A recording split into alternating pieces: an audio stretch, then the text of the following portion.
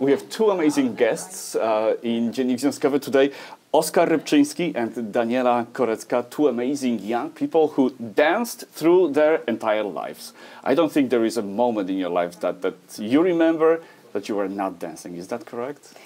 Pretty much, yeah. I mean, we've been dancing since we were like about 3 or 4 years old. So. Yeah. Yes. So all your memories are somehow related to dance. Exactly. Yes. Pretty much. Yes. Oskar, I think you were destined to dance. Your entire family was dancing, right? Correct, yeah. Let's talk about your parents for a second. Yeah, so they were actually dancing in Poland since they were teenagers, and then they were dancing there. They met actually at the dance studio as well, which was pretty fun. And then they came over to the U.S. Started the dance school here. Exactly, they started their own dance school, and then everything is history from there. So you had no choice, you had to dance. Daniela, what was your case? Do you also come from dancing family? Yes, actually, my mom was a dancer herself, and she also has a very big studio in Ukraine, in the city where I'm from, in Lviv. So that's also how I started dancing, and here we are. Yeah. Was it always ballroom dancing, or you do also other types of dance? For me, it's always been ballroom dance. Ballroom. Always. But actually, when I was younger, I was doing a little bit of hip-hop and stuff like that, but pretty much just ballroom dancing, yeah. Daniela, you have broader spectrum in your portfolio, right? I mean, yes, it was always ballroom dance for me, even though we both actually used to do gymnastics. I tried a little bit gymnastics, and Oskar did that for a little bit longer. I was actually competing in it as well. Really? Yes.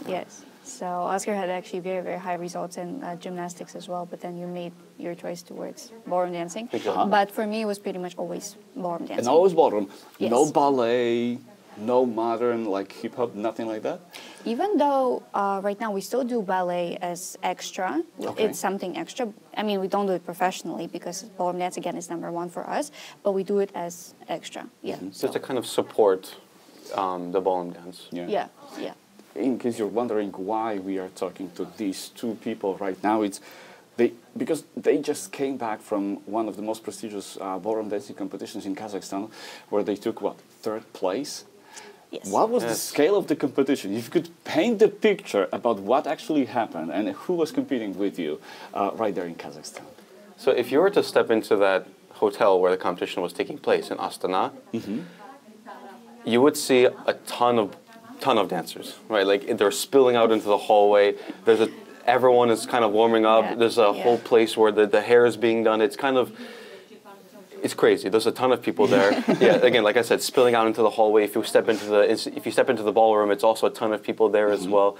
So a ton of judges, adjudicators. So that there's a ton of people there. Great atmosphere.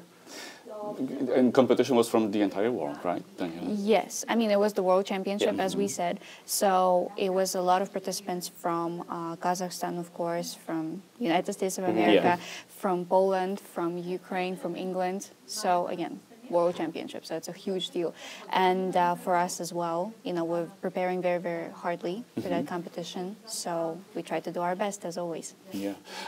How does it look like? How many dances did you have to perform in that competition? So this competition was actually the 10 dance competition, the World 10 Dance Championship. 10 dances. Yeah, because there's 2 styles that we dance. It's called International Latin and International Standard. So usually those are danced separately, but in this case they're combined and they're judged together. So that's why it's called the 10 dance, because each of those styles have 5 dances.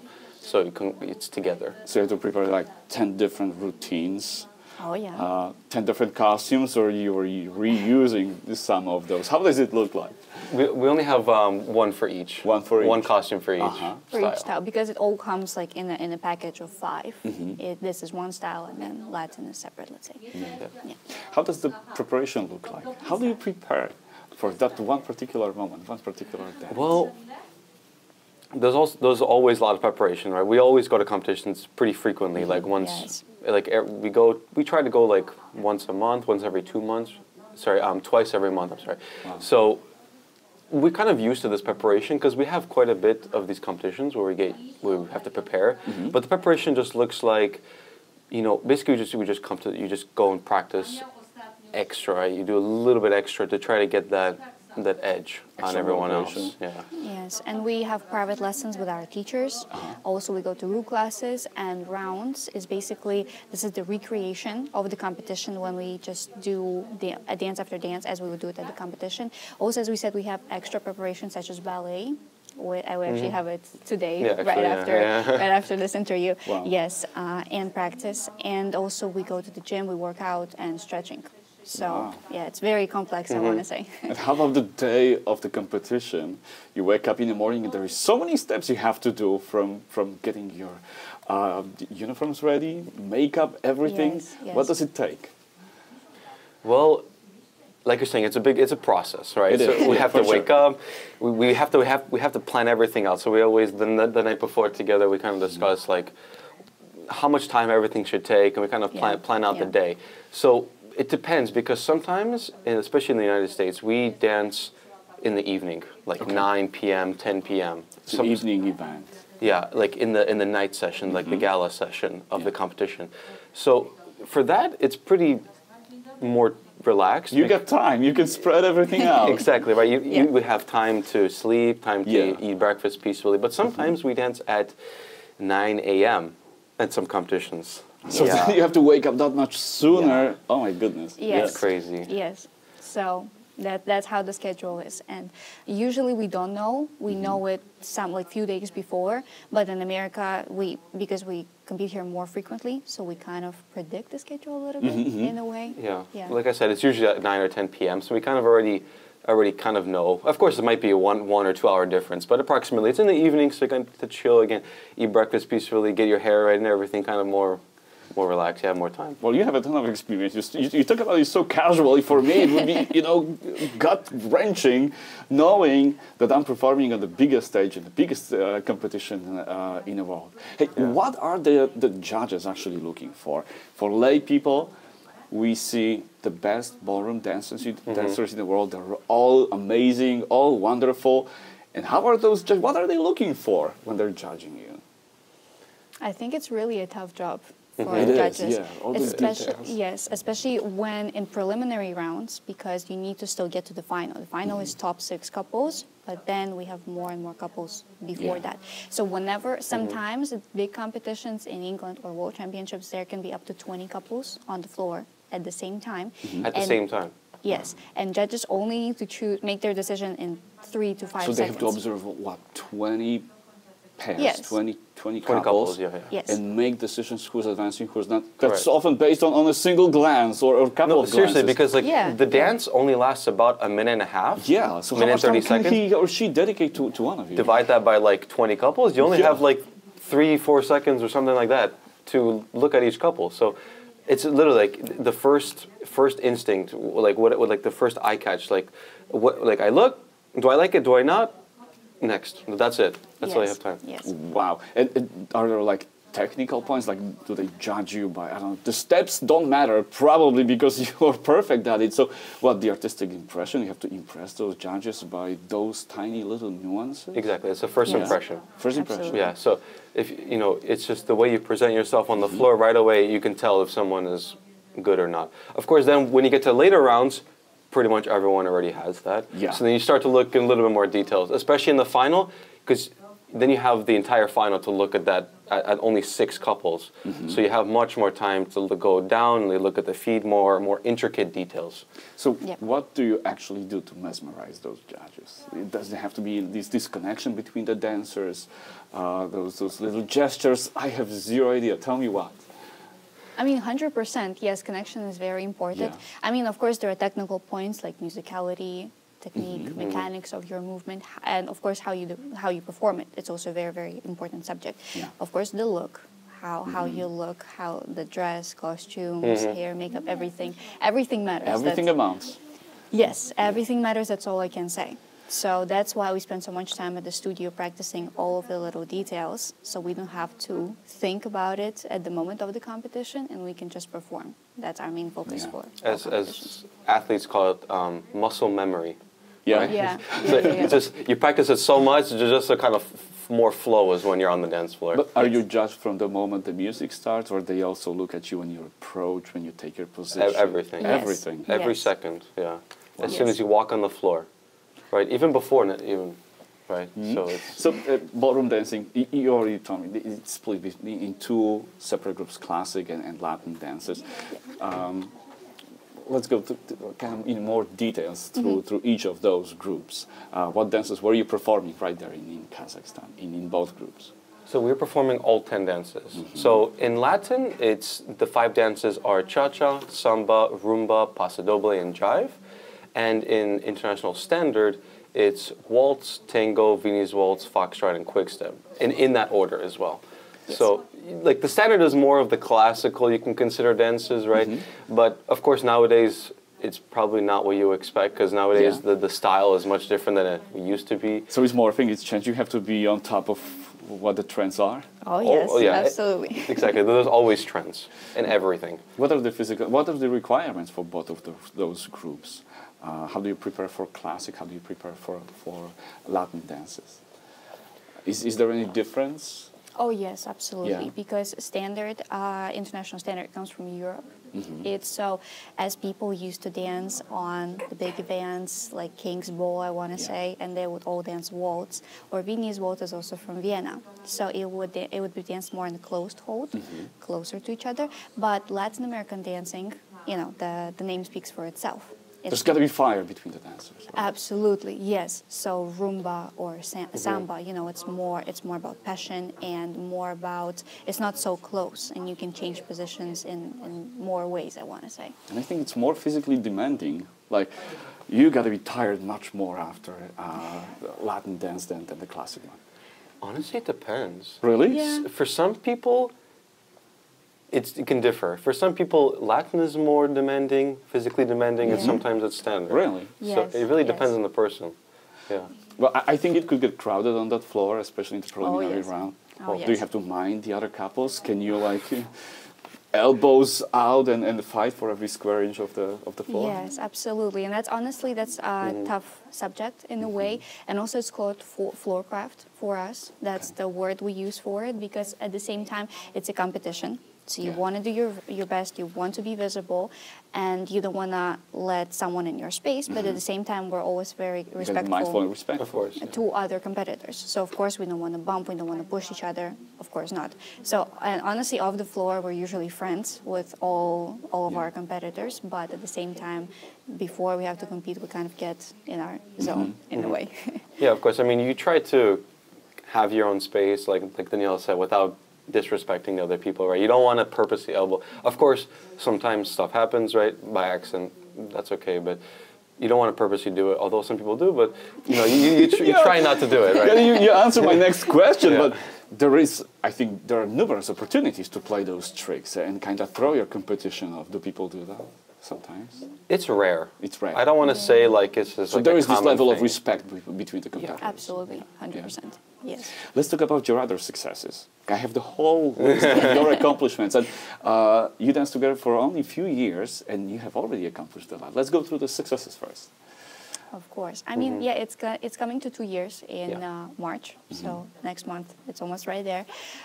Even though, yeah, it's only been 2 years, but also feels like a while because so much happened. Exactly, yeah. In those 2 years. Although this was our first World Championship together that we danced, and I guess, again, as I said, it was 2 years, but we were able to accomplish a lot of wins and reach top 3, let's say, in many competitions in America. Already, like the biggest one was also in November this year, Ohio Star Ballroom, and we came second, I believe, out of around 40, 50 couples, something like that. Yeah, which we were also very grateful for and very humbled. Yes, happy and humble, I want to say, about that. So. Yeah, like Daniela said, this Ohio Star Ball is one of the biggest competitions in the United States. In the United States. Yes, Wow. and also to be one of the top couples in Chicago area, because, you know, we also have multiple competitions here, and we were able to win it, of course. So, yes, I mean, I want to say it's challenging, but this is something we're going for. We're always working towards. So it's just, we're very happy to achieve what we're working for. Do you also teach young dancers? Is that part of what you do? Absolutely, yes. Yes. So, obviously, apart from us dancing, right, we also teach to spread our knowledge and to kind of continue the dance community, right, make sure it keeps going, right.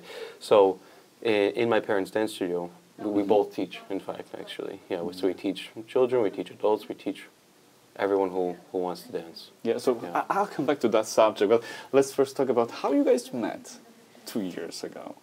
And you were here, right, Daniela? Yeah. You had to make the move from Ukraine to the yes. US.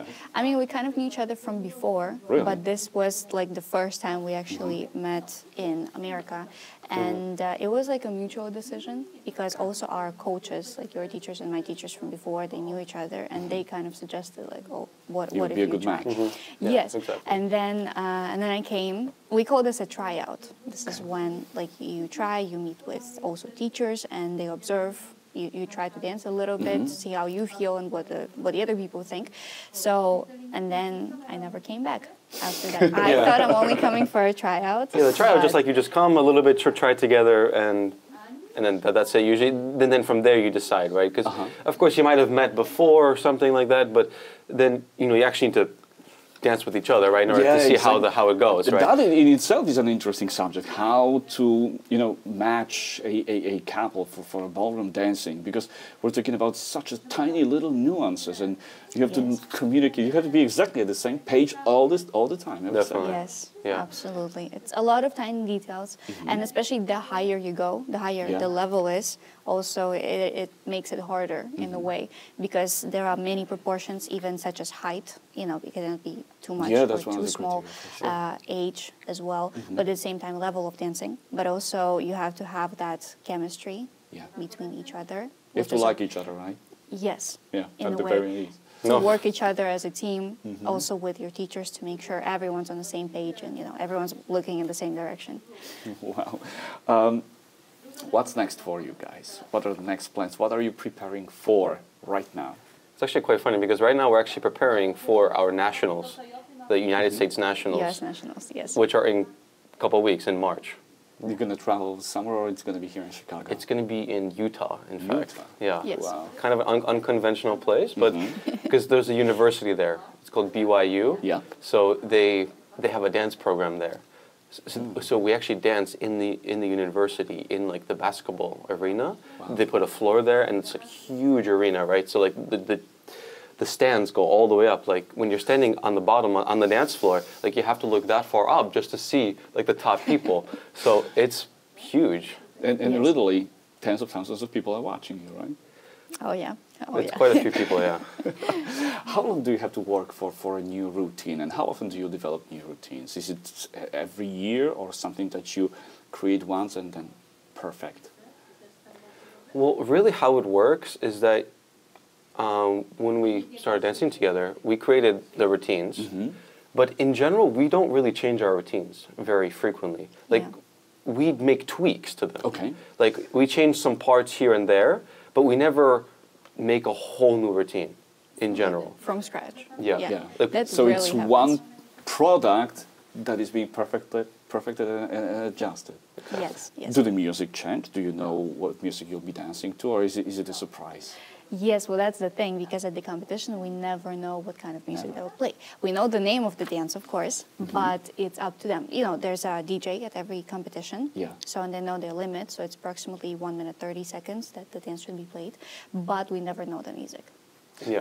But you know what elements, what figures you'll be doing at a certain point of time, or you react to what you hear?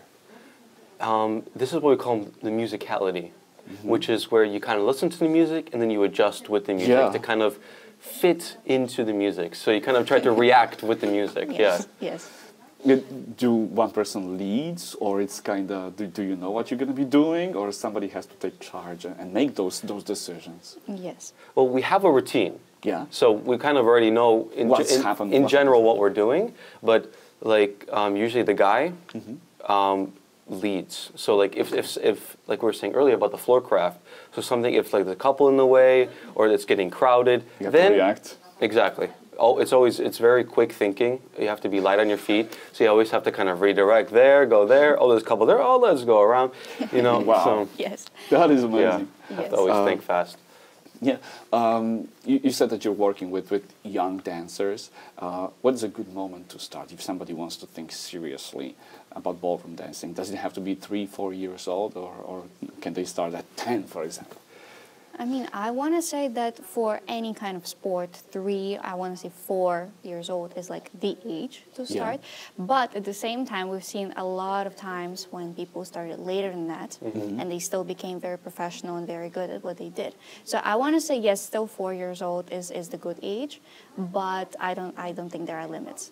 Yeah. Yeah, you can always. Because I know a lot of people who are dancing competitively right now in these older categories that started dancing in their 40s, sometimes even in their 50s. Yes. And can they still accomplish like good level of professionalism? Can they be semi-pro dancers? Is it doable? It depends. Because there's different categories that we have, right? So there's like actual professionals, which is like the professional division. But That you belong to, yeah. We're not technically professionals, actually. Not yet? Because like professional is like a title, like a term. Okay. It doesn't necessarily mean much. It's just like a title that's given to you, right? So we're still technically amateurs. Okay. And the professional is a separate category. So the professional and amateur, so we're amateurs, which eventually we're going to go into professional as well, right? But when you start earlier, you want to start as amateur, kind of develop, learn, everything like that, and then you can turn pro. But actually sometimes, as an amateur, you can actually dance with a professional as well at a competition, and we call that pro-am, professional and amateur dance together. Right, and then you go to the competition, and then there's other pro-am couples there, and then the amateurs compete against each other as well. So it's pretty fun. So if you want to start, let's say earlier, as after age of 40, you say, let's say, you can still do pro-am. So this is division for professional dancers, meaning they're not doing it as amateurs. There are still a lot of competitions, even world championship and stuff like that for pro-am divisions. It's just slightly different. And for us, that's the trick with divisions, because usually we say like, oh, we're amateurs, but then people think, oh, so you do it for fun. No. We still commit to it. We're doing it professionally. It's just the name of the division is called amateur. Cool. It's complicated sometimes. What are you doing when you're not dancing? What are hobbies? I don't know. What do you do in your free time, if you have any free time? Free time is lackluster. You know, sometimes we get it, sometimes we don't. You know, generally we try to get like maybe 1 day a week just to kind of get your mind off. Yeah, exactly. So that doesn't happen. Very rarely happens, right? Because like technically our day off should be like on a Sunday, but Sunday is also a lot of the time where competitions are. Well, technically we dance usually Friday, Saturday at a competition, and then we travel back on Sunday. So, or sometimes we also stay there. Like, it just depends, really. Sometimes we even dance on Sunday as well. Yes, so it depends on the competition. And we don't really know the schedule. We assume that it might be Friday, Saturday, but sometimes it's not. So there's no free time for you guys? Generally, no. But, yeah. No, this is incredible how much work you have to put into something that takes, you know, every single detail has to be manicured to perfection. I'm coming back to that every single time, because to people like me, all the couples, all the performers are wonderful. Thank you so much. Thank you. I mean, we're really putting the work into it, but I feel like it's the same hard work, which is honestly, it's so pleasant to hear that, because usually, sometimes people think like, oh, dancing is just, you know, for fun. Because for us, it's still hard work, like for people who work, you know, or go to university, you know. It's just slightly different path for us, but we still put the work so much work in it. Yes. Wow. Basically, anything you can do, you need to put a lot of work into it, right?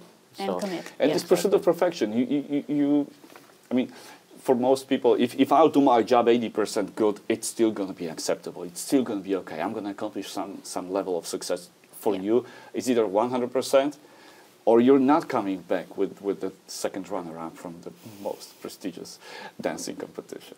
Exactly, yeah. Guys, congratulations. And Thank you very much. Thank you so much.